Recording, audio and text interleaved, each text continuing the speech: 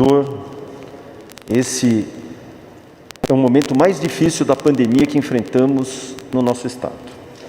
Na verdade, é o próprio país que vive, mas especialmente o nosso Estado enfrenta uma das maiores, se não a maior crise sanitária de todos os tempos. Nós não temos, mesmo a gripe espanhola não assolou tantas vidas, não teve a repercussão tão dramática e por períodos tão prolongados como a do Covid em nosso meio. Com a velocidade da pandemia muito mais rápida, acometendo de forma impiedosa um maior número de pessoas num curto espaço de tempo, os nossos hospitais estão começando a comprometer. Vários deles já estão comprometidos, chegando a 100% da sua ocupação. Estamos, portanto, no limite. Hoje, 53 municípios estão com 100% nas taxas de ocupação. Lembrando que na segunda-feira nós tínhamos 32 municípios com esse percentual. É a velocidade de instalação da pandemia no nosso estado que compromete a assistência à vida. Nós estamos hoje com 87,6% da taxa de ocupação no nosso estado. E a Grande São Paulo tem 86,7% de ocupação. Importante lembrar que no dia 22 de fevereiro, nós tínhamos na Grande São Paulo 68,8% de ocupação. E no estado, 66% de ocupação. Vejam a velocidade da instalação dos doentes no nosso sistema de saúde. Nós tínhamos lá, em 22 de fevereiro, 6.400 pacientes internados. Hoje, nós temos 9.184 pacientes internados. Isso significa um aumento de 2.774 pacientes admitidos nas UTIs. São, em média, 150 novas admissões nas unidades de terapia intensiva a cada dia. Por mais que estejamos aumentando o número de leitos, da última semana para essa, 1.118 leitos, estamos aumentando ainda mais, aumentaremos nos próximos dias mais leitos, mas é muito pouco. E não é tão célere como é a pandemia, infelizmente, no nosso estado. Precisamos da ajuda de todos. Todos temos que ter a conscientização que o que está acontecendo hoje é uma pandemia diferente daquela que nós víamos no ano passado. Nós vimos, inclusive, que em março do ano passado, nós tínhamos especialmente idosos fazendo parte desse numerário de pacientes internados. Idosos, portadores de outras doenças que agravavam a sua condição clínica. Hoje, em muitas UTIs, 50% da sua ocupação já é composta por pessoas com idade menor do que 50 anos, ou seja, mais jovens estão sendo comprometidos. E quando eu digo isso, jovens de 26, 29, 30 anos, que ali estão em estado, muitas vezes, graves. É importante que nós estejamos muito atentos a esses números. Dos novos casos na semana epidemiológica atual em relação à semana anterior, tivemos 12% de elevação do número de casos. Nós ainda não acabamos essa semana epidemiológica, ainda temos mais 2 dias e estamos em crescente elevação. Próximo, por favor. O número de óbitos teve um incremento de 12,3%. 8% em relação à semana passada, que já era um número assustador. Batemos o recorde de mortes entre a segunda para a terça-feira, como algo nunca visto na pandemia e nunca visto na história do país, um grande número de mortes por uma determinada doença, no caso, o próprio Covid. Próximo, por favor. E as internações que mostram o quanto ainda temos uma circulação realmente intensa do vírus nas várias regiões, e especialmente no estado, mostrando uma elevação de 9,8%. Eu vou voltar a dizer que nós já tínhamos 19% de aumento na semana anterior, 19% na semana anterior, conseguimos superar em quase 10% hoje, e não terminamos a nossa semana epidemiológica, que acaba, como disse, em 48 horas. E é muito interessante. Próximo, por favor. Antes de eu passar para isso, eu quero fazer uma consideração importante, que quando nós falamos de jovens, o grande sentimento que esses jovens expressam está exatamente no fato de se arrependerem. O arrependimento de não terem acreditado nos apelos, achado que só perderiam o paladar e o olfato. E muitos deles não morrem, mas levam o vírus para casa e perdem as suas mães, os seus pais, os seus tios e avós. Não queiram vocês que estão aí nos assistindo terem essa sensação de culpa que esses pacientes têm. Não levem isso para diante. A perda da dor e do peso da consciência.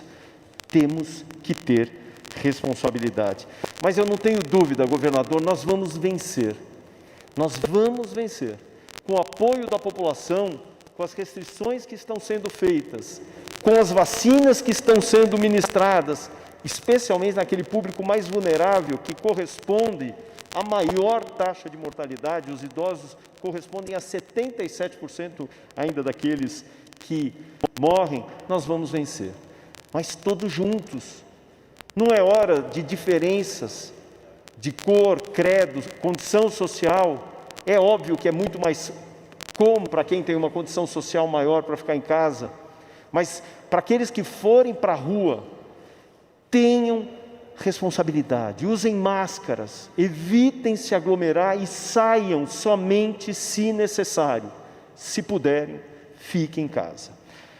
Governador, nós, como dissemos, nós estamos hoje nas unidades de terapia intensiva com 9.184 pacientes internados, um número que foi 47% maior do que no pico da primeira onda, que foi 6.250 pacientes. Foram 20 dias consecutivos de um recorde batido atrás do outro, superando internações e também mortes no nosso estado.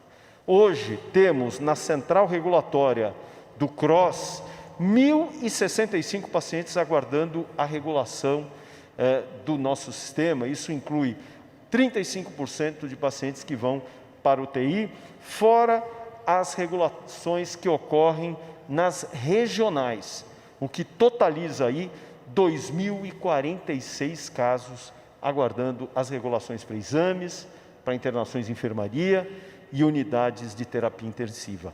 E é exatamente por isso que nós precisamos implementar uma fase emergencial. Nós não podemos só ampliar leitos, nós estamos fazendo, vamos fazer mais. Nós vamos dar assistência ao máximo que pudermos, mas todos fazem parte dessa história. Todos são responsáveis para nós diminuirmos o máximo o número de mortes. Obrigado, governador. Obrigado, Dr. Jean Gorenstein, médico infectologista e secretário da Saúde do Estado de São Paulo. Ainda sobre esta fase emergencial, que começa no próximo dia 15 e vai até o dia 30 deste mês de março, vou pedir que o Dr. Paulo Menezes médico e coordenador do Centro de Contingência do Covid-19, composto por 20 médicos e especialistas, possa fazer uso da palavra neste momento. Paulo. Muito obrigado, governador. Boa tarde a todos. Eu quero iniciar, como coordenador do Centro de Contingência, agradecendo a sua determinação, coragem e liderança no enfrentamento da pandemia aqui no estado de São Paulo, baseado na ciência, no conhecimento, na saúde e na medicina. Eu estou desde o início no Centro de Contingência, já fui coordenador anteriormente, agora volto a ter essa responsabilidade de ajudar os colegas no trabalho, de avaliar quais as melhores estratégias para nós superarmos essa tragédia que nós estamos vivendo. E realmente a minha admiração e meu respeito crescem a cada dia, porque tomar as medidas que são necessárias requerem isso. E o senhor consegue ver que o que está em primeiro lugar, assim como para mim, profissional de saúde pública, é a saúde da população. As medidas, então, têm a ver com isso. Semana passada, nós já tínhamos estado aqui anunciando uma medida muito difícil, que foi a instituição da fase vermelha em todo o estado de São Paulo, a partir da avaliação que o Centro de Contingência fez dos indicadores em todas as regiões do estado. Isso continuou avançando e, na última reunião, nós vimos que a situação continuava piorando, como foi mostrado aqui pelo secretário Jean, e seriam necessárias novas medidas ainda mais restritivas. O que nós buscamos não é cercear o trabalho, a vida das pessoas. Nós buscamos proteger a vida das pessoas. E a ciência tem mostrado como que se faz isso. Se faz através do distanciamento social, da proteção pelas vacinas que foram rapidamente desenvolvidas e por tratamentos clínicos baseados em evidência. Aliás, eu vou pedir licença para dizer que há 2 semanas, por exemplo, nossa colega do Hospital das Clínicas, professora Rosa Pereira e sua equipe, publicaram um trabalho importantíssimo numa das maiores revistas médicas do mundo, a JAMA, mostrando que vitamina D, infelizmente, também não auxilia na recuperação de pacientes com Covid. E é assim que a gente tem trabalhado.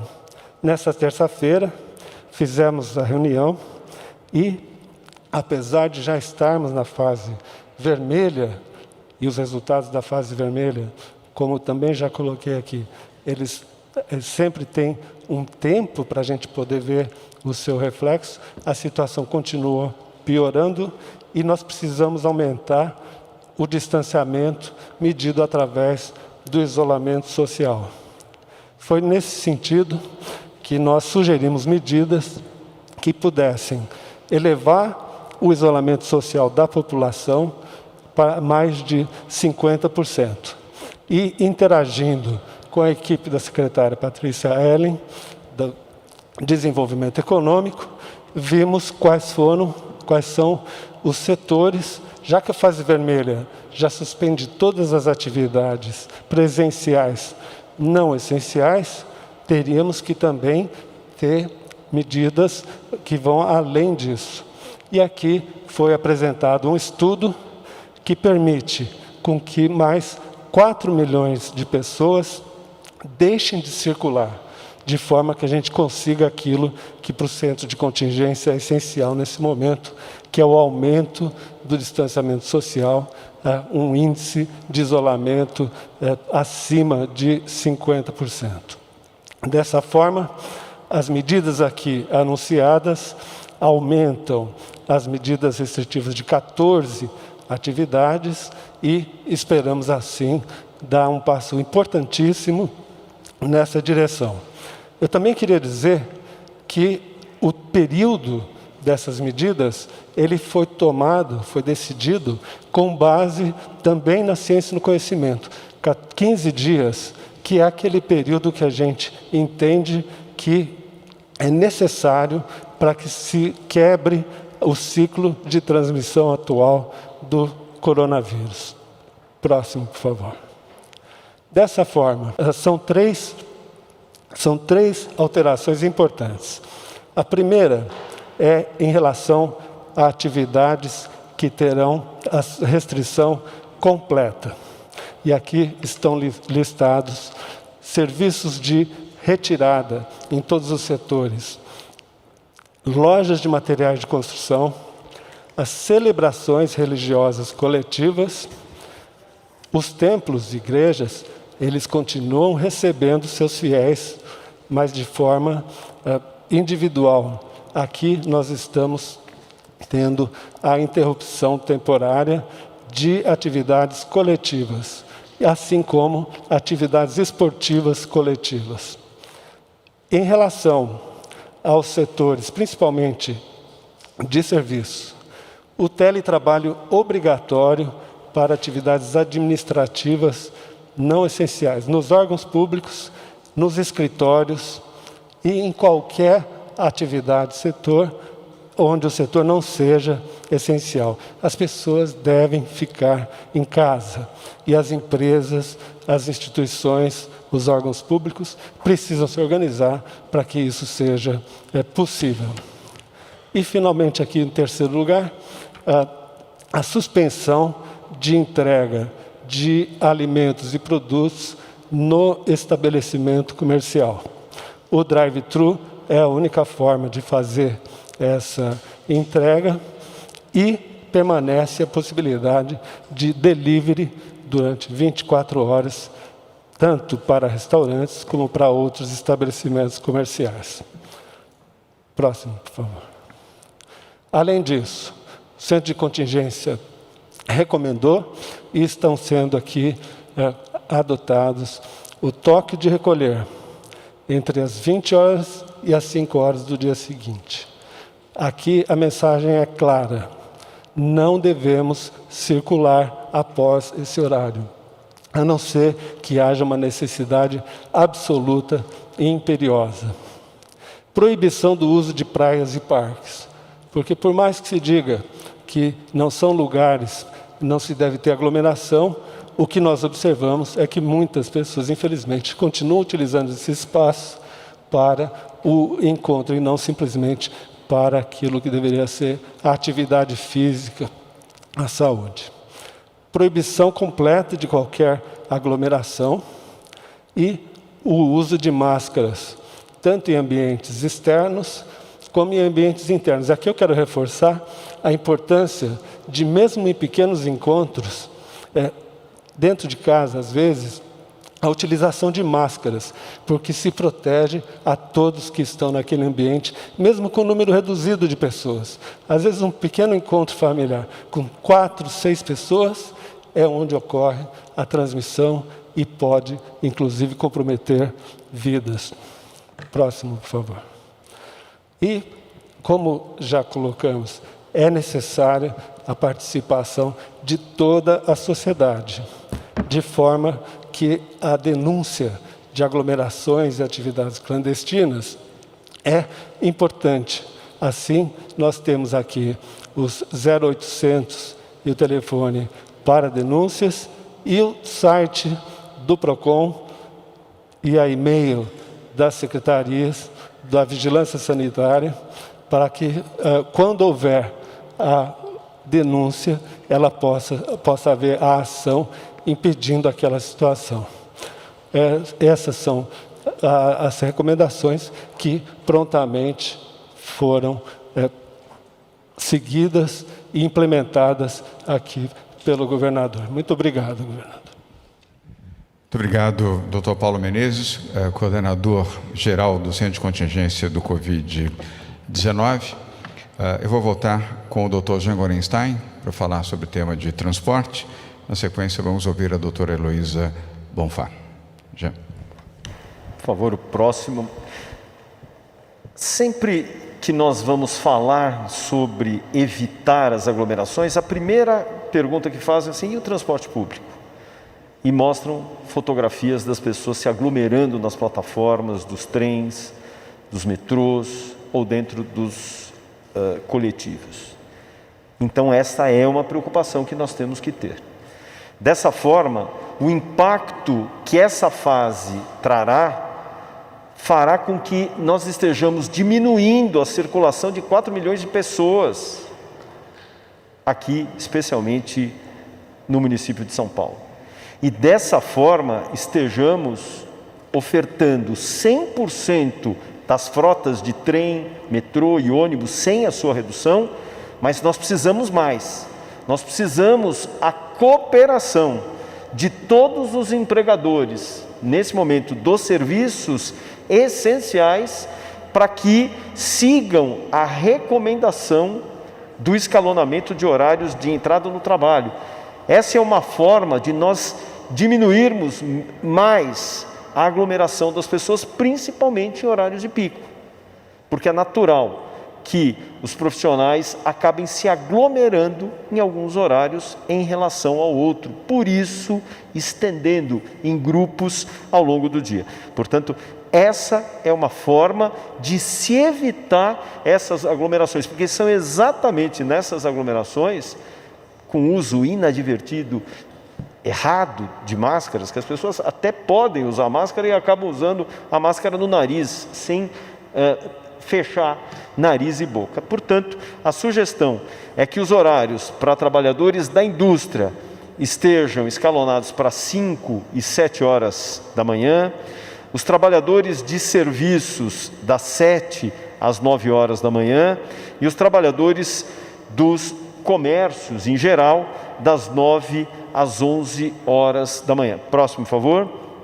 Várias dessas medidas, tanto medidas mais restritivas como esses escalonamentos de transporte, foram usados por vários países.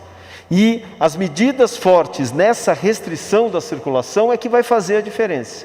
Esses países mostraram uma diminuição de circulação de pessoas, diminuindo a circulação de vírus e diminuindo o número de pessoas que vão adoecer e, consequentemente, adoecer de forma grave. Esse é o momento fundamental da importância de nós termos paciência. É muito difícil, depois de um ano, pedir paciência. Muitos deixaram de realizar os seus sonhos, tiveram o seu comércio absolutamente destruído, faliram. E nós estamos ainda dizendo paciência. Mas nós temos que garantir o nosso maior patrimônio, que é a nossa vida, a vida dos nossos filhos. E isso está na nossa história. Vamos juntos colaborar. A gente falava é mais um pouco e não foi, mas eu tenho a certeza que não vai ser tão longo como foi da primeira para essa segunda onda. Precisamos muito de todos. Nunca pedimos com tanto clamor. Esse é o momento. Precisamos estar juntos. Muito obrigado.